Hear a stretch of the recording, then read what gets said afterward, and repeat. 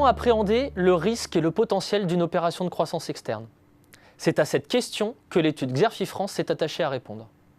Une étude réalisée en partenariat avec Alain Marion et Ludivine Chalençon, deux experts reconnus dans le diagnostic et l'évaluation d'entreprises, dans le financement des PME et les fusions-acquisitions. Et selon leurs conclusions, les PME multiplient les opérations de croissance externe. C'est même une véritable tendance de fond dans le tissu économique français. Voici quelques chiffres pour illustrer l'ampleur du phénomène. 12% des PME ont réalisé au moins une acquisition de titres ou de fonds de commerce au cours de leurs 5 dernières années d'exercice. Autre chiffre, sur la même période, la croissance externe s'est avérée être une composante majoritaire de l'effort d'investissement des PME en croissance, puisqu'elle représentait entre 54 et 62% de l'investissement total. Alors comment expliquer ce phénomène? L'étude Xerfi France avance 3 catégories de facteurs explicatifs. Premièrement, les innovations technologiques, les modifications législatives et réglementaires et la conjoncture boursière. Deuxièmement, la répartition des parts de marché au sein d'un espace concurrentiel.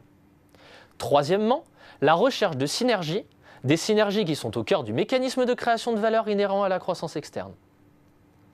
Quant à la nature de ces opérations de croissance externe, on peut les classer en 4 principales formes. Il y a d'abord les opérations de croissance externe horizontale. Ces opérations regroupent des entreprises d'un même secteur d'activité.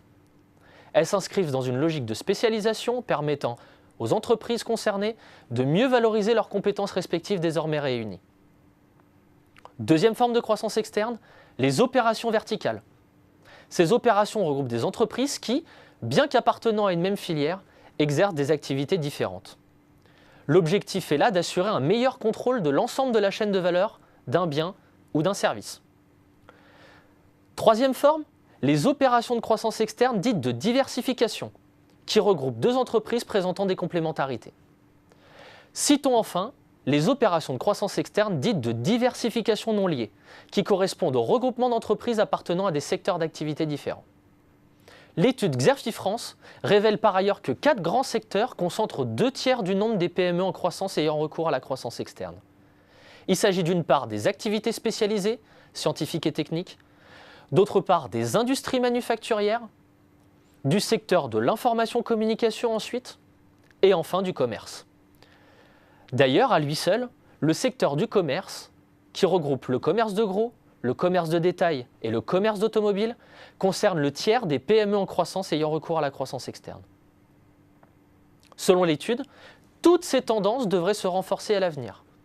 En effet, les PME qui recourent le plus aux opérations de croissance externe sont celles qui y ont déjà eu recours auparavant.